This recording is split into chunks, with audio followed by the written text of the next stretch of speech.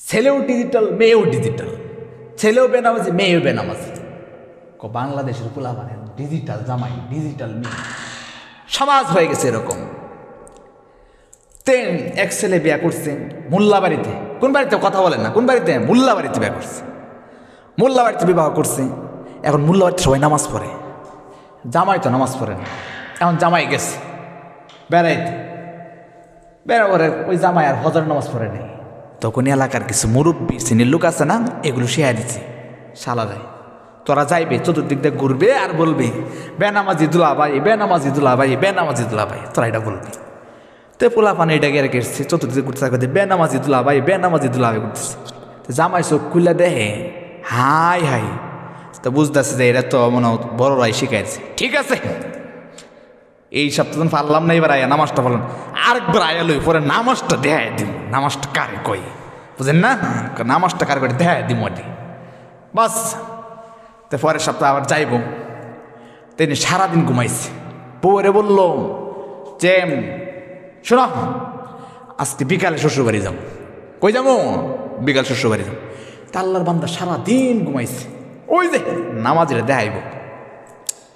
তারপর গেল, যাওয়ার পরে দেখতেছে, যাওয়ার পরে কি দেখলাম, সারাদিন তো ঘুমায় গেছে। রাত্রেবেলায় সবাই ঘুমাইছে, কিন্তু ওই বেটা ঘুমানা, সে আর ঘুমানা। সবাই জিগা ঘুমাও না কেন? তোমরা ঘুমাও, আমি পরে ঘুমাও।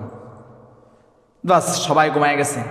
রাত 12টার সময় মনে করেন যে হ্যাঁ তো ঘুমাইছে না, রাত 12টার সময় উঠে গেছে।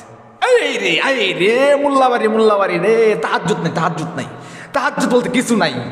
বাড়িটা ধ্বংস হয়ে গেছে, নামে মোল্লাবাড়ি, কামে মোল্লাবাড়ি না, বাড়িটা ধ্বংস। তাহাজ্জুদটা কিচ্ছু নাই, কিচ্ছু নাই রে, তাহাজ্জুদ নাই, তাহাজ্জুদ নাই। তো শ্বশুর কইতেছে, শ্বশুর শাশুড়ি কইতেছে, শ্বশুর শাশুড়ি কইতেছে, একজন একজনের কইতেছে, আরে উঠলা না, জামাই তো তাহাজ্জুদের লেগে সবাই ডাকতেছে। হাই হাই, তো শ্বশুর নামাজে দাঁড়ায় গেছে। শাশুড়ি কইতে, কি ও তোমার তো অজু নাই? আরে অজু মজু নাই, খালি দাঁড়াও, খালি জামাই উঠতে যেন কোনো কথা আছে নি। তো অজু ছাড়াই তাহাজ্জুদ দাঁড়ায় গেছে।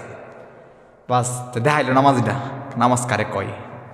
পরের দিন সকালে সকালে সে করলো, ওই যে গ্রামের মহিলা মাথা দেখে না, একজন একজন মাথা দেখতেছে। তো মেয়ের মাথা দেখতেছে মা, পাশের বাড়ির ওই মেয়ের চাচি আসছে, বউয়ের চাচি, আর ওই মহিলার জাল আসার পরে কইতেছে, আরে বোন কি যে কমু, জামাই তো নামাজ ছাড়া কিচ্ছু বুঝে না, নামাজ আর নামাজ। রাত 12টার সময় তাহাজ্জুদের লেগে বাইরে ডাকার মাথা তুলিয়া লইছি। কি যে নামাজি, কঠিন নামাজি, নামাজ আর কিচ্ছু বুঝে না। তোর মেয়ে কইছে, আম্মা যেমন ভাবতেছ তেমন না, যেমন ভাবতেছ তারা তেমন না, কিন্তু সারাটা দিন তো হে ঘুমাইছি, সারাটা দিন হে ঘুমাইছি। এখন এই না আইসে এটা নামাজি, এটা দেখাইবার লেগে তোমার, আসলে তো নামাজি না। হ্যাঁ কি আসলে নামাজি? হ্যাঁ কি নামাজি? হ্যাঁ নামাজি না, হ্যাঁ মানুষকে দেখানোর জন্য নামাজি। আমরা কেমন নামাজি? মানুষকে দেখানোর জন্য না, আমরা একমাত্র আল্লাহকে রাজি খুশি করার জন্য নামাজি। আমরা যা করব আল্লাহকে রাজি খুশি করার জন্য, আল্লাহকে দেখানোর জন্য করব। তা আল্লাহকে যারা দেখানোর জন্য করবেন তারাই পাবে জান্নাত, তারাই তো সৌভাগ্যবান হবে। আর মানুষকে দেখানোর জন্য ওই জামাইয়ের মতো যদি করেন যে আমি এলাকার হাজি সাহেব, আমি এলাকার ইমুক, আমি যদি নামাজটা পড়ি, মাসে কী কইব, নতুন মেয়ে ব্যাটে দিছি, নামাজি না হই দাঁড়িয়ে না রে, মাসে কী কইব। এখন এমন যদি অন্তে তার হবে না। তো একটা সংক্ষেপে একটা ঘটনা কইয়ে ফেলাই, কইলমুনি আচ্ছা কইয়ে ফেলাই। নতুন জামাই হজ করে আসছে, হজ করে আসছে, কিন্তু এলাকার মানুষ হজ করে আসছে তো হ্যাঁ তেহার গরমে হয়েছে আজি, হ্যাঁ সবচেয়ে এলাকার বড় ফাজি, এই জন্য মানুষ তারে দেখতারেন। এখন হজ করে আসছে পূব পাড়ার হাজি সাহেব আর পশ্চিম পাড়ার হাজি সাহেব, হজ করে আসছে, তারা কেউ হাজি সাহেব ডাকে না। চিন্তা করে এতটা হজ করলাম, কেউ হাজি ডাকে না, কেমনে কি করি। পূব পাড়ার হাজি সাহেব পশ্চিম পাড়ার হাজি সাহেবরা কইতেছে, হাজি সাহেব এই যে হজ করে আইলাম, কেউ তো হাজি সাহেব ডাকে না। আরে ভাই আমার তো একই দশা, কেউ হাজি সাহেব ডাকে না। কোথায় একটা কাজ করা, কি কাজ করা যায়?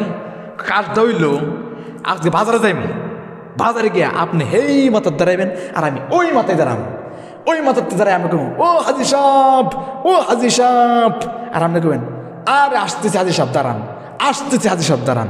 এদিকে পইলে প্রচার হয়ে যাব, কি হয়ে যাবো প্রচার, তে মানুষ আমরা হাজি সাহেব ডাকবো। এটা কি তারা হে কি করলো? আল্লাহকে রাজি খুশার জন্য হজ করলো?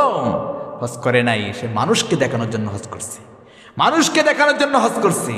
আর যে আল্লাহকে রাজি খুশি করার জন্য হজ করতাম তাহলে সেই চিন্তা করতো না, তার মাথায় গুরুপাক খাইতো না। আমাদের সমাজটা তো এরকম হয়ে গেছে, এমন হয়ে গেছে সমাজটা। আল্লাহ তাআলা আমাদেরকে এই মানুষ দেখানো আমল থেকে হেফাজত করেছে বলে আমিন। আল্লাহকে রাজি খুশি করার জন্য আমল করেছে বলে আমিন।